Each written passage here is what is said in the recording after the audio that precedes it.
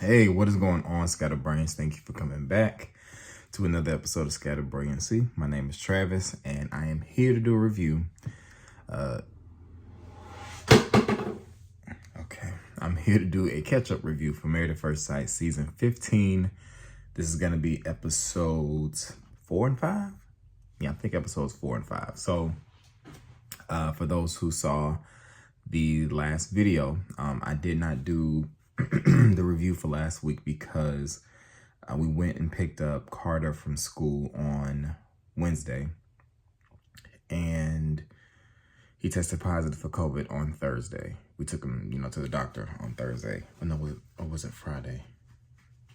I don't know. All days are running together at this point in this household. But he tested positive for COVID, and then we all caught it. Tegan's symptoms started not long after that, and then Carmen started, and then mine started. And the past few days have been rough. I recorded small vlogs like initially before I was feeling like terrible, and then once it really like slapped me in the face, I was like, oh yeah, I don't feel like picking up my phone to do anything. But as of right now, everybody's on the mend.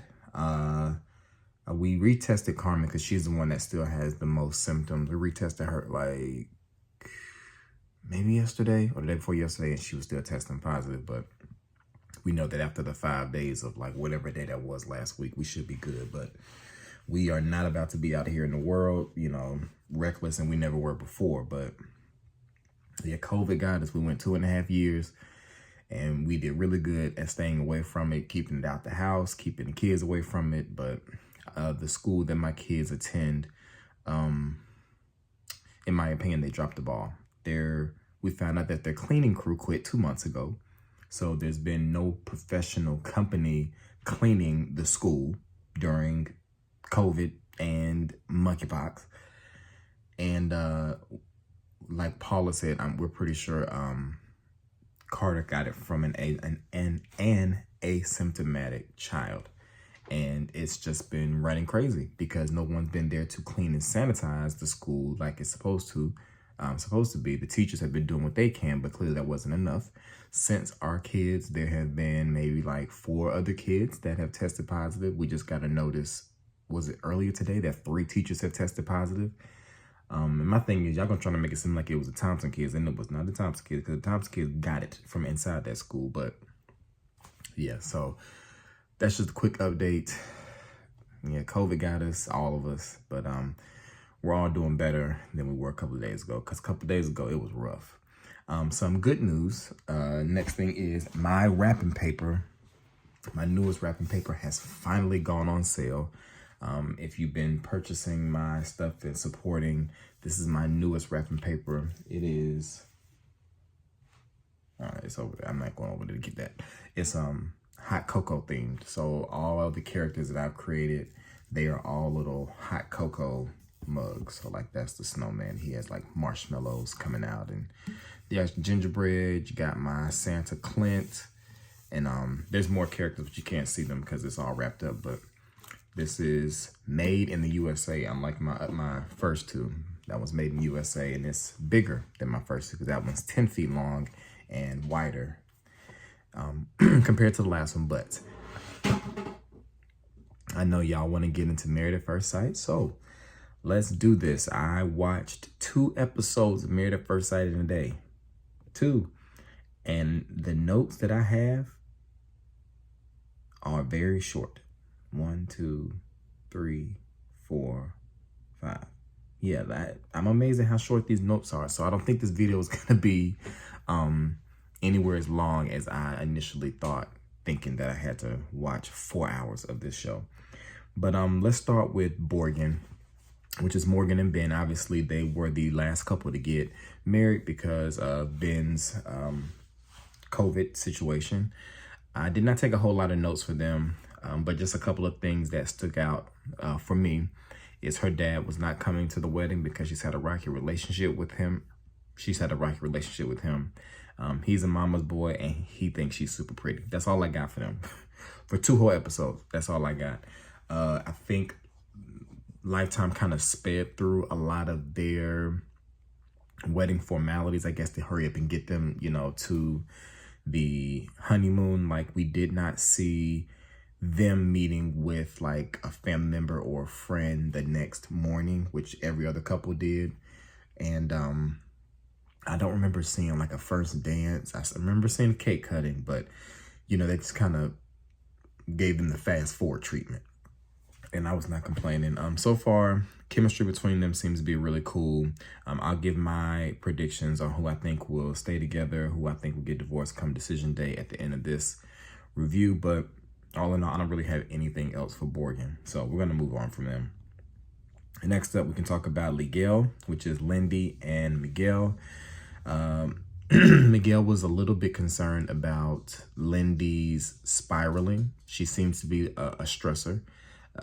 The night, and I remember that I am reviewing 2 episodes in one, so I'm talking about stuff that's happened over the course of 4 hours, so just keep that in mind. After the wedding, I guess it was that night when she had changed out of her dress, she was like spiraling and getting stressed out because whatever special pajamas she had purchased to wear for him, she couldn't find. And later in that one of the episodes, he talked about her spiraling and starting to give him like magenta flags, not red flags, but magenta flags. And I'm like, you could have just stuck with red flags. But so they talk about travel, and she needs snacks, and she panics, and Lindy got a lot going on. Lindy got a lot going on, and I think it's a lot due to her upbringing, but maybe Miguel can handle that. I think the show has a habit of putting not necessarily opposites together, but people who they think will maybe complement each other, and maybe who can help the other out with their shortcomings. So Miguel definitely has his work cut out for him when it comes to Lindy and the way that she just gets in her head about stuff. Nothing else really stands out. She has some student debt that causes some concern for Miguel. They both are doctors, aren't they? Yeah, I believe they're both doctors or something, but he's big on, I guess, you know, making sure financials are right. And he said he is not going to be a sugar daddy, but the information about her having student loan debt is going to be a game changer for him. And they haven't consummated the marriage. He made moves. She shut him down. They talk about consummating the marriage later on. That's all I got for them too. Their chemistry seems pretty cool outside of Lindy's stressing. And that's it for Miguel. All right, moving on. All right, we can talk about Jexus, Alexis, and Justin. They probably have the most chemistry out of the 5 couples when it comes to the 5 couples. I don't know why I said it like that, but he tells her that he loves her sticky booty. Not really sure what that was about because I don't remember at this point. She adds her number to his phone. We do find out that they matched on Hinged, was the app I believe they said. I've never heard of Hinged. I had not been in the dating world in a very long time, but they matched on Hinged some months ago. And I'm assuming that means like a Tinder type situation, like you swipe this way if you like somebody or swipe the other way if you don't, and maybe they both swiped in the same direction, so that means they like each other, something like that. So she kind of feels like it's a little bit of a divine intervention because she maybe was gonna miss out on something, but it's kind of like a full circle moment. Justin gives us way too much information when he tells us about what was going on with him and his member that next morning, about how erect it was. I just don't care. I don't think anybody needed to know that. We just yuck. You know what I mean? That's just kind. I mean, ugh. They go horseback riding. They seem to enjoy it. Justin, his ankles were dragging in the sand, but you know, hey, they made the best of it.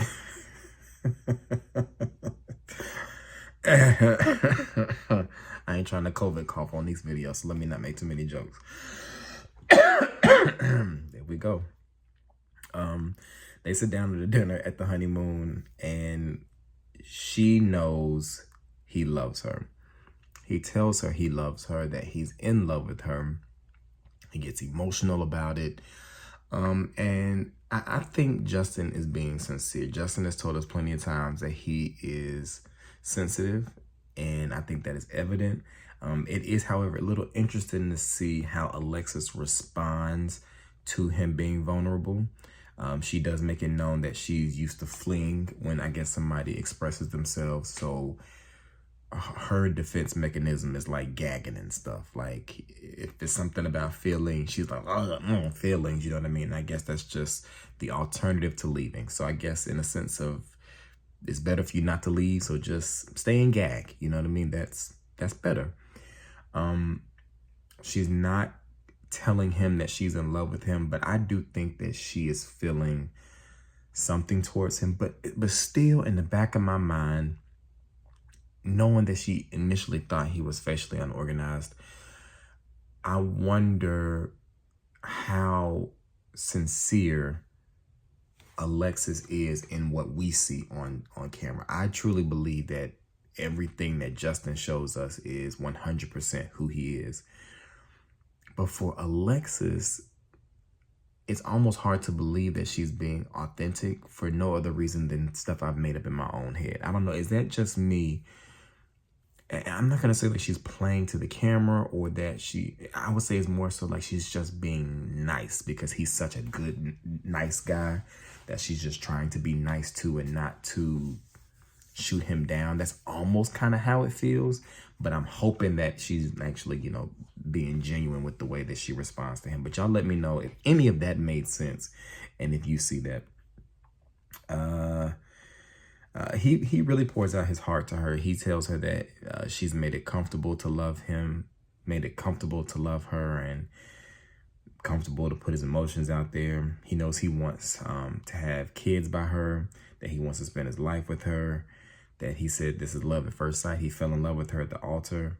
And he asked, could you see yourself falling for me? And her response wasn't, I guess, necessarily something that he wanted, but at least she didn't lie. But it's a lot.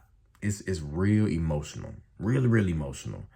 But it's going to be interesting to see how things go between them. But I think it's good that Justin is being upfront, and I think it's good that Alexis is not at least telling him what he probably wants to hear. All right, let's move on to Sate, which is Sasha and Nate. So we learned that his expectation of a wife is just to be his best friend. She thought that she was going to be matched with the less attractive man, but she said between a 1 and a 10, he's higher than a 10. So Sasha is very happy with the way that Nate looks. Nate seems to be very happy with the way that Sasha looks, which is cool.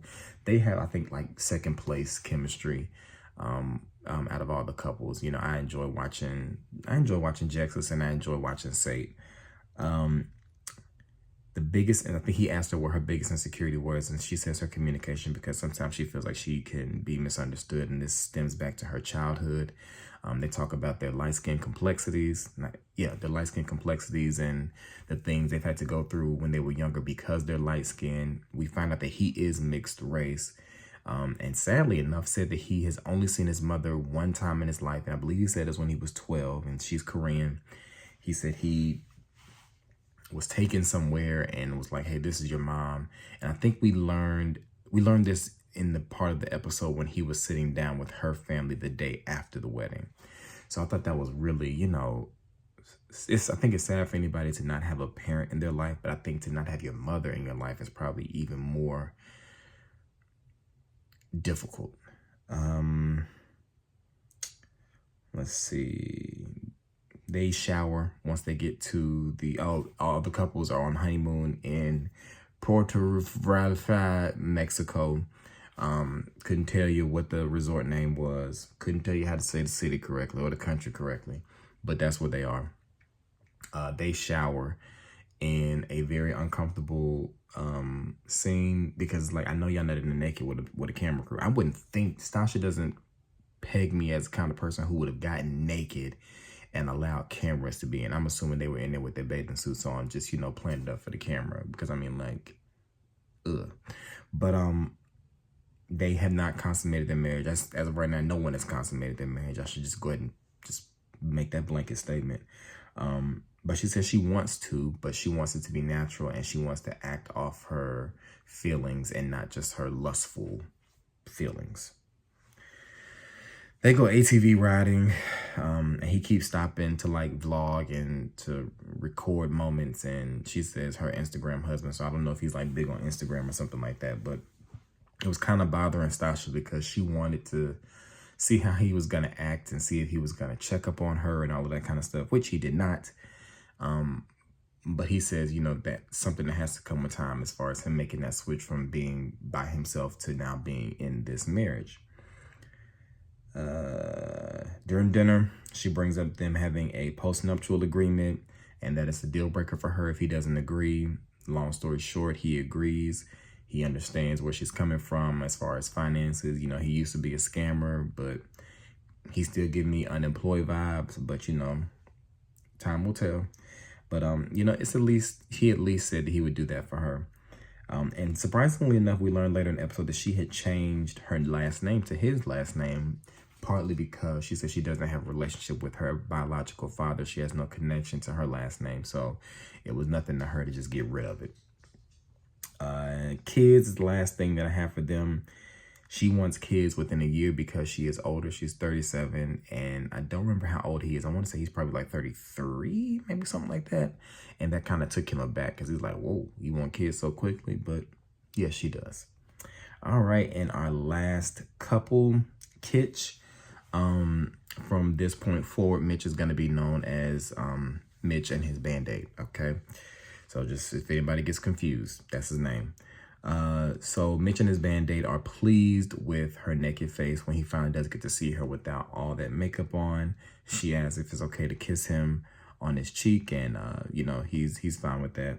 Like I said, they do not consummate their marriage. At some point, they have a conversation about their weird quirks, and he says he has a thing about creamy white sauces, like mayonnaise and sour cream, I guess like the white sauce you get at the hibachi place. I don't think we really get background on why Mitch and his Band-Aid don't do creamy white sauces, but you know, that's his thing. Mitch and his Band-Aid is also like the fun police. All the couples got these baskets that told them that they were going on honeymoon to the Puerto Rico, Mexico.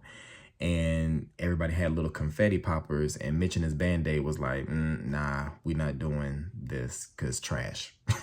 That was pretty much the reason. He was triggered. He says he sees that kind of stuff on the beach, which I get. You know, I like to pop a good confetti, but, you know, when I see people doing like gender reveals outside, I'm thinking to myself, like, is that confetti biodegradable? Like, who picking all that up? Because I'm not picking that up. So I get where Mitch and his Band-Aid were coming from.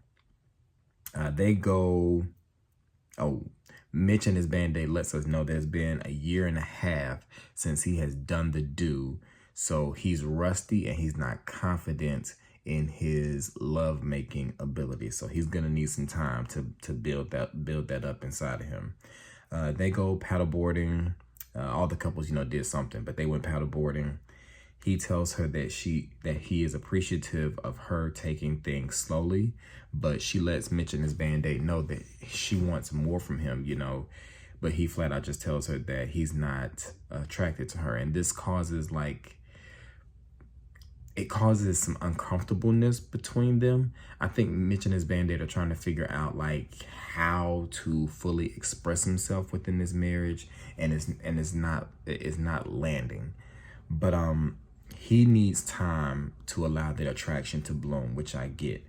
But she is wanting a little bit more. She wants to be told she's cute. She wants to be told she's sexy. I guess she wants to be touched on the small of her back. Stuff like, I mean, I guess that's the things that she needs so that she can feel like she's attracted to her husband, which makes sense. But Mitch and his Band-Aid, they not there yet. They just trying to heal at this point. They do end up having some kind of physical moment later in episode 5, but we're not really clear on what it was. And I think we're going to be getting a whole lot more information about what happened and what's been going on with them next week. But to end it all, what's her name? Kristen? Yeah, Kristen told Mitch and his Band-Aid that If decision day comes and he hasn't told her that he loves her and they haven't had sex, she's just gonna ask for a divorce. So I think that was just her drawing a hard line in the sand to say, I respect your process and, you know, not trying to rush you, but I'm just gonna go ahead and let you know, if you haven't done this and this, we're done. And I can't be mad at her, because it's like, you know, you can't hold somebody to expectation that they didn't know existed. So there's that. I mean, and that's 2 episodes and 20 minutes for me, which, and then even 20 minutes because I spent the first 3-4 minutes talking about me. But that's all I got for Married at First Sight. Season 15, episodes 4 and 5. You know, these early episodes, they're boring. I did see the preview for the entire season, so, you know, I feel like, okay, I got an idea about some things to look forward to. But this is my this is my prediction for the season. I predict that Kitch will not make it, that they're going to ask for a divorce. I predict that Ligel are going to ask for a divorce. I predict that Jexus are gonna stay married. I predict that Borgen are not gonna make it, that they're gonna ask for a divorce, and I predict that Sate are gonna stay married. So I believe my prediction is 2 out of the 5 couples will choose to stay married on decision day, and we will see what happens. I also want to say thank you. Oh Lord, hold on, y'all.